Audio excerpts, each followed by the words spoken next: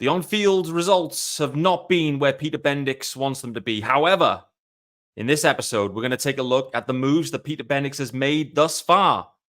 What hidden gems has he already unearthed? And why, as Marlins fans, should we be excited for the future in delivering the sustainable success? This is Locked On Marlins.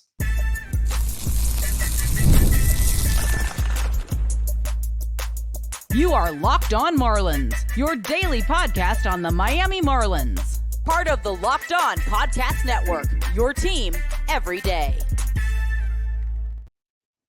Greetings from England and welcome to Locked On Marlins. This is your daily Marlins pod.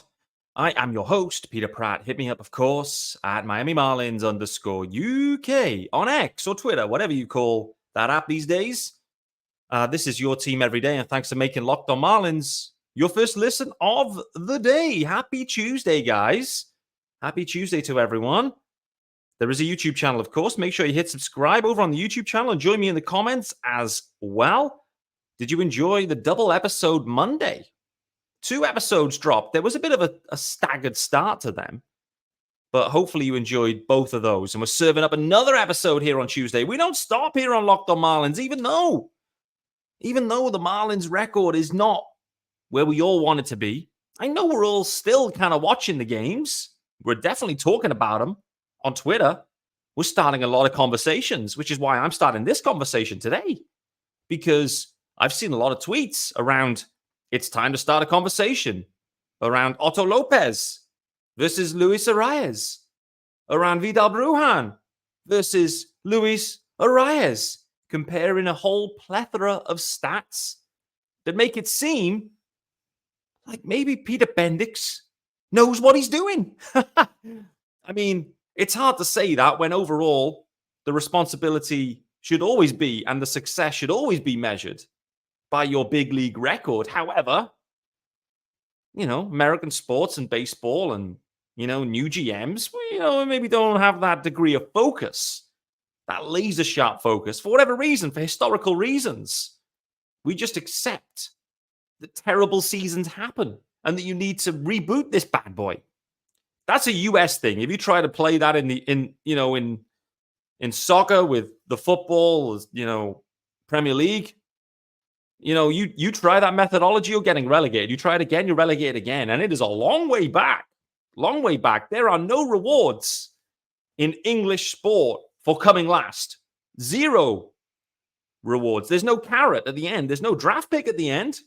It's all stick, baby, which makes them super competitive at all times. Nevertheless, I'm not going to segue into that. I want to talk about early impressions of Bendix ball.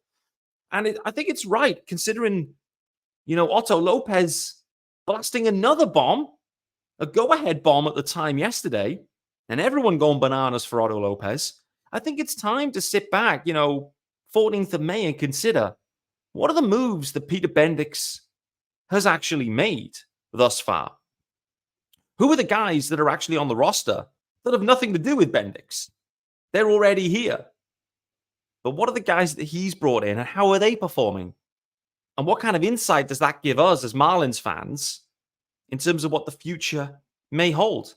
Considering all of the moves, all of the guys sitting on the big league roster right now, these are all like super minor moves that the Marlins have made. There's no big time move. There is no, we're going to go and move prospects for Jake Berger, for example. In fact, it's been the reverse, right? Where obviously they've moved Luis Arias and added to the farm. Early indications, obviously we haven't seen any of Dylan Head, but early indications from particularly the 2 other guys, the offensive guys, have been really encouraging.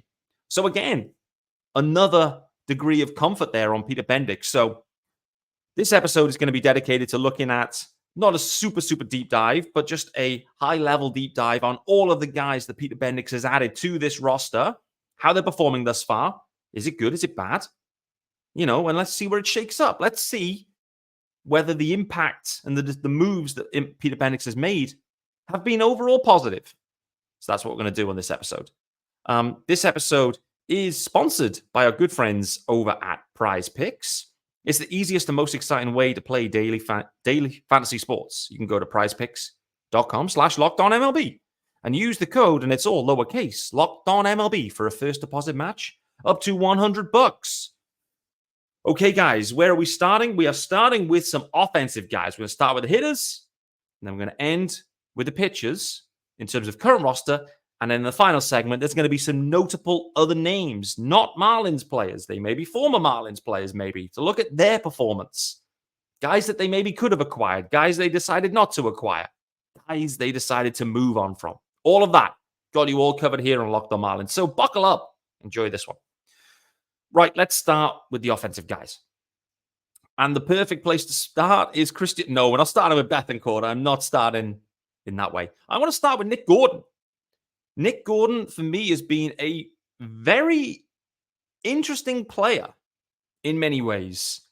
Where, I mean, in general, right now, Nick Gordon, he's got a WRC plus of 87. I'm going to use WRC plus as the main high-level indicator of production thus far. So an 87 WRC plus for Nick Gordon, slightly below average at this point. 5 home runs for Nick Gordon. The power has been there, which has been really encouraging. It's basically been feast or famine for Nick Gordon.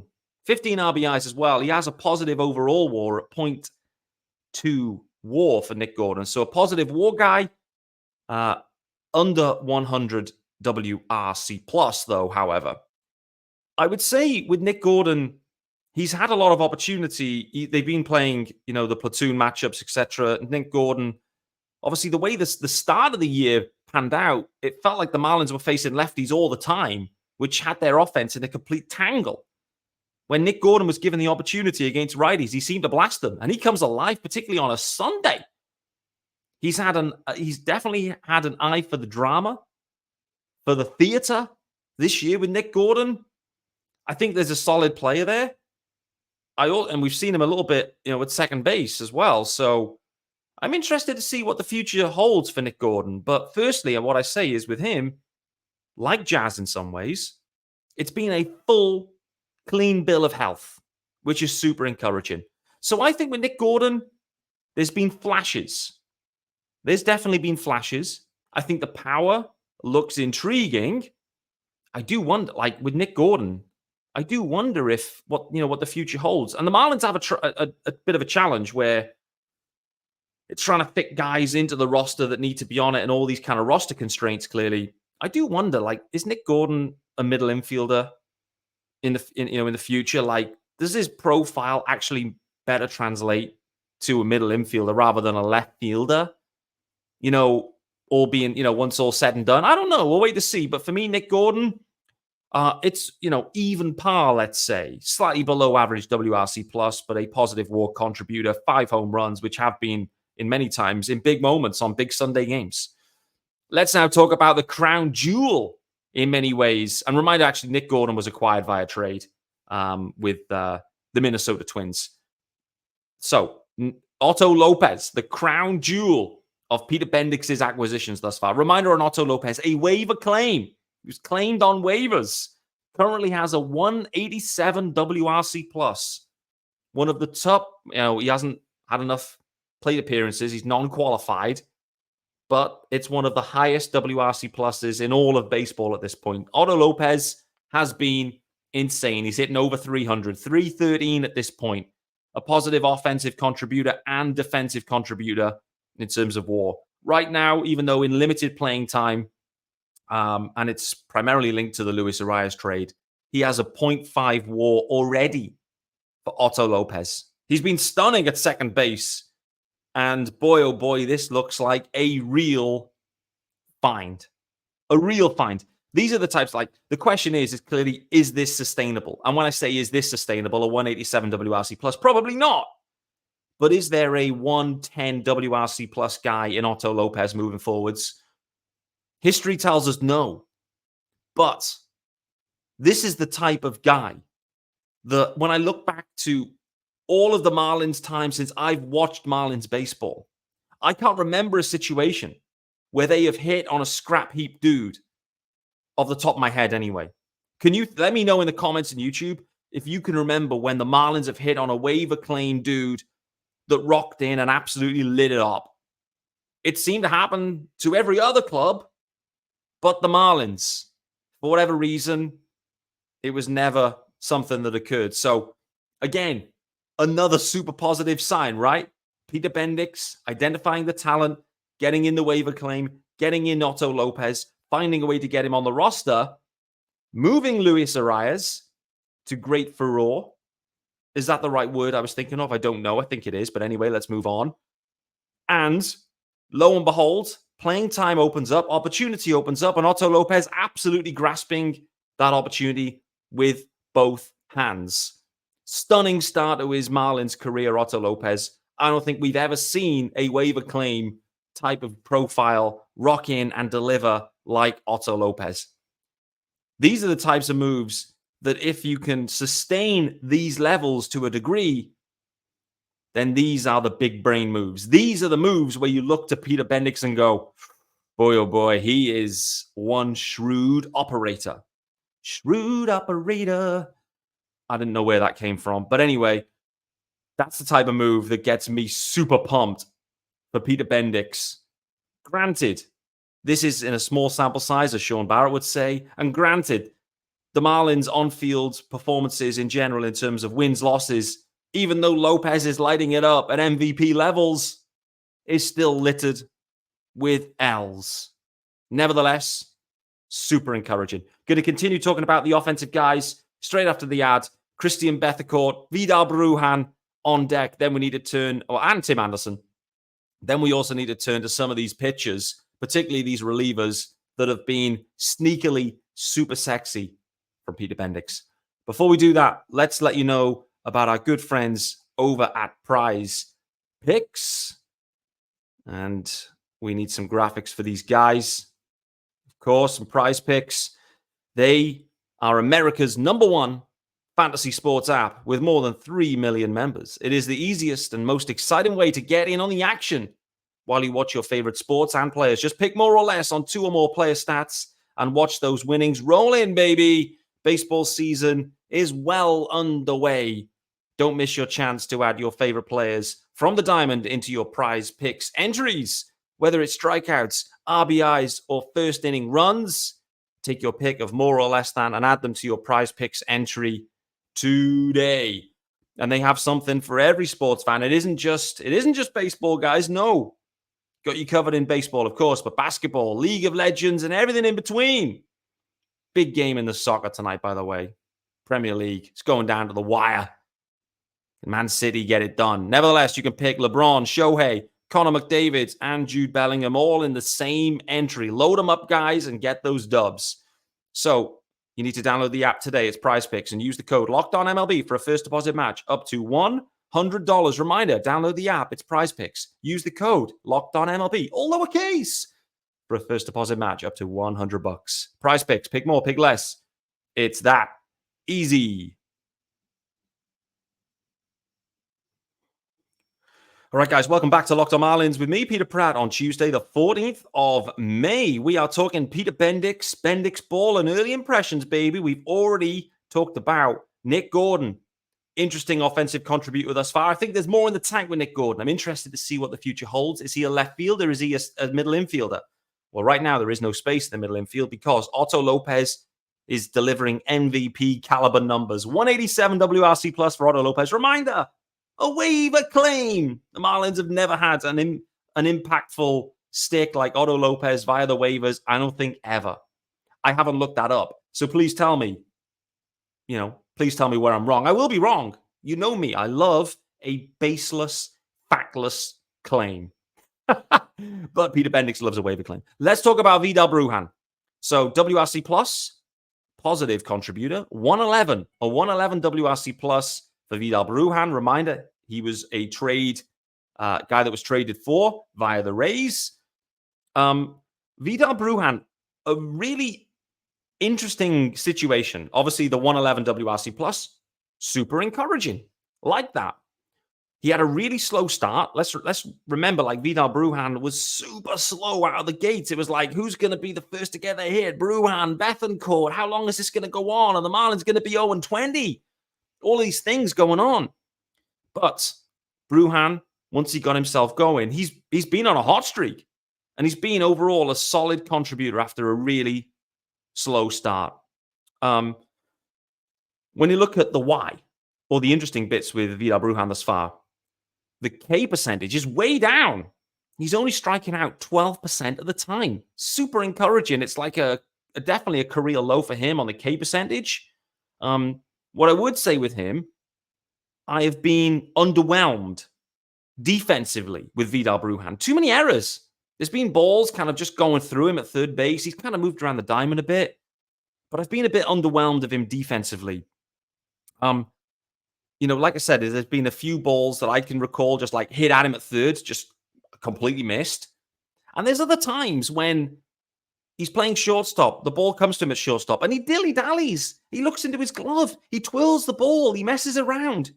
Just, they're the type of things that, I mean, I'd love to hear from Skip Schumacher on this one because, like, Skip's such a fundamentals guy. He's all about the fundamentals. It's not about the swag, the sexiness. I mean, I love all that stuff, but, Skip, he'll be pleading, play clean, fundamentally sound baseball. That's what he wants. And every time he hits it to Brugman, there's some sort of swag going on. And next thing is, there's an errant throw. And I just think, is this necessary, Vidal? Is it truly necessary? I get it. Maybe the confidence is oozing out for Vidal Brugman. But for me, you just, for a guy that's still trying to make his way in the game, let's just pump the brakes a touch on the swag at shortstop. Field the ball, zing it in, do your job. Again, there's been mental errors. Do you remember that time when he, it was a force play at third? Tried to tag him, missed the double play. It's too much of that for Brugman. Defensively, I need to see more from him, to be honest. But rant over on Brugman, although the defense has been underwhelming. K percentage down. He's hitting 269, 337 OBP. He's been a solid contributor after what was a putrid start. Overall, you must see this. You can only see this as a positive move thus far. And Bendix had to give up something here for Brugman. This is not like a cash consideration situation. This was like you had to move a couple of guys to go and get him. So, yeah, early indications are okay. Could do better defensively. I'm just wondering if this is the hot streak now that we're going to see, and is there going to be regression? We'll wait to see with Brugman. I know Eli Sussman is a little bit suspicious, and when Eli is suspicious, so am I. Christian Bethancourt, he currently has a WRC plus of 0. A 0 WRC plus for Bethancourt. There's no getting away from the fact the Marlins' catching situation has not been good, particularly offensively. The offensive production, way below par. Bethancourt and Fortes. Obviously, Fortes already on the roster. So this is only about Christian Bethancourt. He has been a touch better recently with the stick. And like I said, the overall catching group has been way below par. Bendix has acknowledged this. Bethancourt, it feels like, is always a stopgap type of situation anyway. And so, what are you looking for from a backup catcher? Really? Like, not a ton. Is this going to be a needle mover? No, not really. He's got a negative .4 WAR at this point, although that's primarily driven by his offensive production. From a defensive perspective, he's been okay. Okay at best. I'd say Bethancourt, very underwhelming. He knows it. He knows it. We all know it. This is probably a short-term gig. The Marlins need to consider their future plans at the catcher spot. More generally, we'll wait to see what that looks like for Peter Bendix. Like, when you have an organizational black hole, which maybe that's a bit unfair, but you do have a challenge there at catcher. I'm interested to see, how is Peter Bendix going to address those types of, glaring weaknesses? So we'll see. Let's cover a couple of the other offensive guys, then we'll switch it over to the pitching side. Tim Anderson, now on the IL, by the way. 10-day stint, minimum 10-day stint for Tim Anderson. He's currently got a WRC plus of 31. 31 for Tim Anderson. If you thought last year was bad, this year he's even worse. He is even worse. He's barely walking. He's got a career high K rate right now. 0 power, effectively, and just about okay defense. He's hitting 197. He's on the IL for the minimum 10, lower back tightness. Frankly, for Tim Anderson, it's not looking good in terms of being a viable major league starter or player at all at this point. Just to go back to this one, so he was acquired via free agency. The only free agent, major league free agent move that Peter Bendix made. The interesting thing with Tim Anderson is this came so late and there were other guys they were interested in along the way. We know that. It was reported they were in on IKF. But in the end, they settled on Tim Anderson, $5 million. And they were buying the low. They were buying the dip and hoping to try and get a rebound. I get the move, the upside play. There was an upside play. The reality is we're a couple of months in. He's now hurt. He's got worse than last year. And at this point, you have to consider what the future holds for Tim Anderson at all with the Marlins. Is there any trade potential? Right now, it's looking like no. Maybe best case as a defensive replacement dude. But are you going to get anything back for that? I don't think so.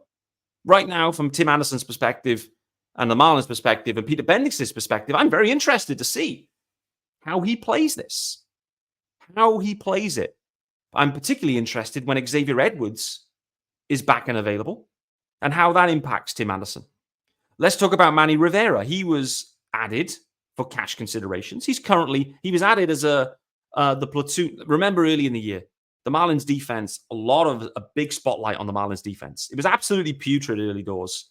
And they went and got Manny Rivera because he can hit lefties and he can play super solid third base defense. That's what it felt like. And it felt like a good fit. Right now, he's got a 52 WRC plus. He's not been good, to be honest with you. He did have a walk-off the other day, but he's hitting 203, zero power, and defense, frankly, has not been as good as advertised, in my opinion. In my opinion, for Manny Rivera, he is a bench player at best right now. I don't think we've seen much from Rivera. I think he's absolutely on a roster bubble, to be honest with you. And he has probably been, when you look at it, he's one of the most underwhelming guys. But again, this is just a cash considerations dude. This is someone that wasn't wanted by the Diamondbacks. You're just picking up these dudes and see what you can do. And for every Otto Lopez, there'll be multiple Manny Riveras in all likelihood. Tristan Gray, briefly. It's too early to judge him in terms of his major league credentials. But at AAA, even though he'd hit 10 home runs, he's only got a WRC plus AAA of 104, which really points to what profile Tristan Gray has. He's fun. Everyone loves home runs. They love the dinger. Chicks love the long ball, don't they? They love it. And Tristan Gray has long balls for days. No doubt about it. However, he's striking out at AAA over 35% of the time. He walks a touch, 8-9% of the time. Plenty of power. But frankly, we know what we're going to get with Tristan Gray. We saw it his first appearance. We know what we're going to get from him, and it's fine. I think the upside is greater with him, miles greater with him, than Manny Rivera and Tim Anderson probably combined. So for me, I'm more than happy for Tristan Gray to stick around, try and get some regular playing time, and let's see what's cooking with Tristan Gray. What adjustments can he make, if any? Is a 35% K rate sustainable at the big league level? One would say probably not. Can he get it down? Maybe he can. Is he going to walk into a few home runs? Yes, he is. Has he got nice hair? Yes, he has. On a rebuilding team, that's the kind of profile you want, right? League minimum dude, sexy hair, can hit bombs, strikes out a ton, can play a few defensive positions. He's the perfect rebuild profile. No doubt. So, I'll give that one another fat dub from Peter Bendix. Let's talk about the pitching staff shortly. Before we do that, it's time to let you know about our good friends over at Policygenius. And Policygenius, guys, if you haven't heard about this, they are the country's leading online insurance marketplace. They absolutely are, and it saves you time and money. So you can provide your family with that financial safety net starting today. With Policygenius, you can find life insurance policies that start at just $292 per year. for $1 million of coverage. Some options offer same-day approval and avoid unnecessary medical exams. The beauty with Policygenius, not only is it super convenient, but also the amount of time you can save is right up there. Primarily because they help you compare quotes and options from top companies, and their team of licensed experts is on hand anytime to help talk you through it. Those guys, they give you unbiased advice from the expert support team. They have no incentive to recommend one insurer over another, so you can trust their guidance. You can also trust the guidance of thousands of 5-star reviews on Google and Trustpilot from customers just like you who found the best fit for their needs. So check life insurance off your to-do list in no time with Policygenius. Head to policygenius.com/lockedonmlb or click the link in the description to get your free life insurance quotes and see how much you could save. That's policygenius.com/lockedonmlb. All right, guys, final segment here with me, Peter Pratt, on Locked On Marlins. Thanks for making Locked On Marlins your first listen, guys. It's Tuesday, the 14th of May. Marlins have just been beaten again yesterday. A bullpen explosion, an Anthony Maldonado slider that didn't slide. Well, it slid into the middle of the plate. Spencer Torkelson. Yes, that's Spencer Torkelson. Demolishes one. Of course he did. Just the day after I spoke about Spencer Torkelson. Happens every time. The curse, bit of feedback then, the curse is real.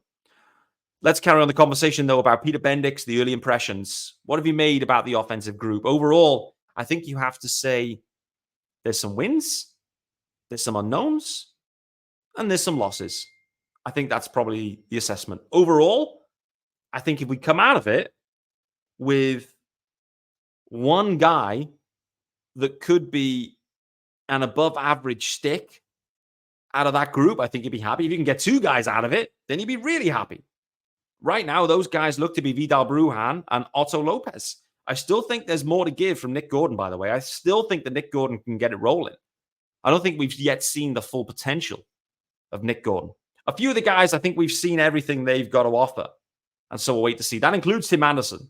I think he looks like he's in trouble with the Marlins. I think in terms of a Major League Baseballer, looks in trouble. Let's talk about the pitching, though. And not much to talk about from a starting pitcher perspective, but we absolutely need to talk about some of these relievers. And boy, oh boy, Peter Bendix, surprise, surprise. This is just the Rays all over, right? How do they find these guys and just turn them into studs? This is what I was, when I think of the Rays and I think of their model, this is the model. I think about getting in Birch Smith for cash, turning him into a stud. I think about Declan Cronin, getting the ladies moaning, but also a waiver claim, Declan Cronin. I also think about Calvin Fauché, a trade with the Rays.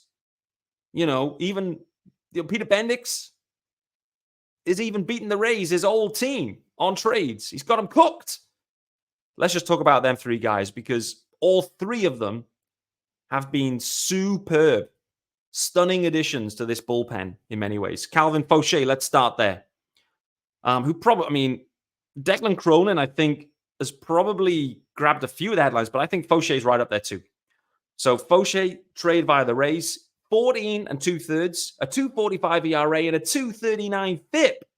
Yes, sir. 0.3 WAR. Fauché has just been super solid in the pen. Super solid. A really nice find for the Marlins. Basically, if Bendix has found them, they've been good.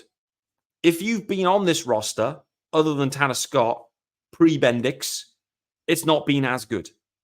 What does that say? One thing I know is when Bendix really gets into this roster, this bullpen is going to return to its former glory. No doubt about it. Let's also talk about Cronin then, because man, oh man, he burst onto the scene early on. Do you remember opening day? Was it opening day? The day after opening day? One of the opening games where extra innings and Declan Cronin back-to-back innings in extra innings without allowing any runs. It was incredible. He burst onto the scene, and because he had to put that, all those pitches together, next day, Optioned. But a waiver claim, he's thrown 18 2/3. He's got a 1.45 ERA, that's Declan Cronin, and a 2.82 FIP. So Faucher's got him covered on FIP, but Declan Cronin still with a 2.82 FIP. Outstanding. 60% ground ball rate. Super impressive. Birch Smith, cash considerations for him, 19 2/3. Let's be totally honest, everyone was slandering Birch Smith because, well, Birch is not a real name.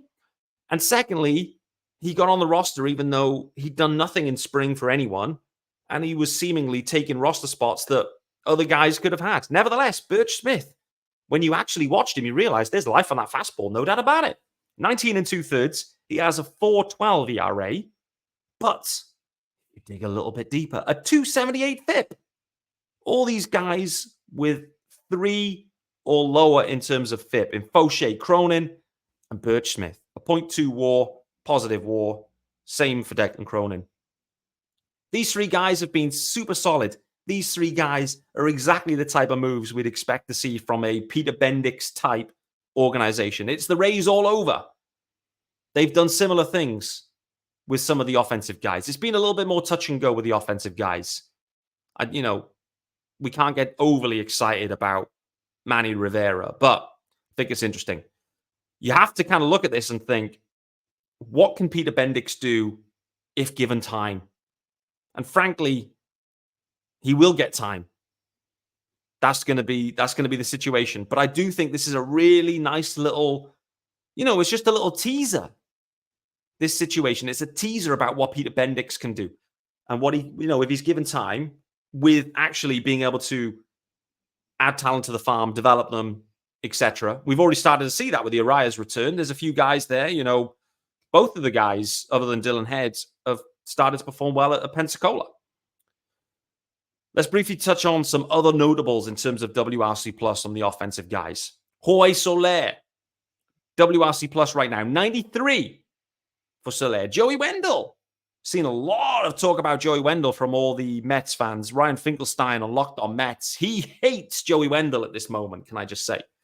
He's got a 53 WRC plus. Better than Tim Anderson, by the way. I think actually the Marlins have got worse with Tim Anderson. Crazy. JD Martinez, remember him? Everyone clamoring for him. Could be an impact stick for the Marlins to replace Jorge Soler. Small sample size, a 129 WRC plus.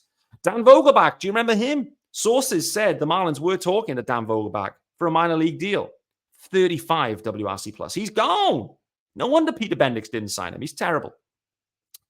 Here's a guy that I think confused me, I have to say. It confused me because of what we already talked about around Bethancourt, Fortes, the catching group in general.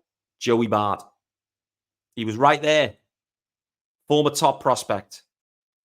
Multiple years of control. It fit the profile. 127 WRC plus for Joey Bart. Ooh, it feels like a missed opportunity. It smells like a missed opportunity, that one. It is a missed opportunity, considering Christian Bethancourt has a 0 WRC plus. I mean, how do you get a 0 WRC plus? It's nigh on impossible. Nevertheless, feels like a missed opportunity. First red flag. First red flag for Bendix. Not too bad, because there's been a lot of moves. What about Ji-Hwan Bae? Probably thinking, who the hell's Ji-Hwan Bae? Well, he was the name that was banded around in the trade for Eddie Cabrera. Do you remember? There was this package of players. Eddie Cabrera to the Pirates. It felt like that was almost done. Rumors had it. Ji-Hwan Bae. Pronunciation may be off, but Bae, let's just call him Bae. He's not playing in the major league level at this point. He was optioned, so he started his season in AAA. In AAA, though, and reminder that Tristan Gray and his 10 home runs was like a 104, 105 WRC plus. Ji-Hwan Bae, 169 WRC plus in AAA. Could that have been one that got away? Could you still get him now in a player package for Edward Cabrera? I don't know. But it's interesting that that was one of the names mooted in these conversations. You have to track these names. Who are the guys that Bendix was targeting? How are they performing? How good is Peter Bendix at identifying talent, understanding value, etc.? It's so interesting. So interesting. It's really hard as Marlins fans because we want the big league team to do well. The big league team is not doing well. We know Bendix is going to be given time. We know it's a tough sell to blow a playoff team fully up, which is about to, what we're going to see. But in Bendix, we have to trust. We have no option at this point as Marlins fans. We have to get on board in the Bendix train, in Bendix ball. And we need to start looking at these early indicators about how successful he could be. Whilst Peter Bendix is evaluating talent, us as Marlins fans are evaluating Peter Bendix and his moves, decisions, acquisitions, trades, everything. And you can't, I think at this point, taking away the wins and losses at the big league level, I think you have to say that there's been more success stories than failures. Pretty convincingly, I would say. And I think that is encouraging for us as Marlins fans. It's going to be super interesting to see how things go in the next couple of months. Clearly, there's a lot of guys that will be moved. We'll be tracking it really closely on Locked On Marlins, of course, guys. But that's going to wrap us up for today. For me, Peter Bendix has made a good start in adding players that other clubs didn't see value in, and maybe there's value the Marlins can realize. That's the model. That's the model. Stack the farm, find guys, scrap heap dudes, and turn them into studs. That's how you build sustainable success. Don't worry about spending any dough. That will never happen. Nevertheless, thanks for joining me on Locked On Marlins today, guys. I look forward to seeing you guys tomorrow as we reflect on another game against the Tigers. We'll see if the Marlins can avoid another L. But right now, L's are L's, dubs are dubs. It's all about guys staying healthy. Who can stay healthy and who can bump up their trade value. Look forward to seeing you tomorrow, guys.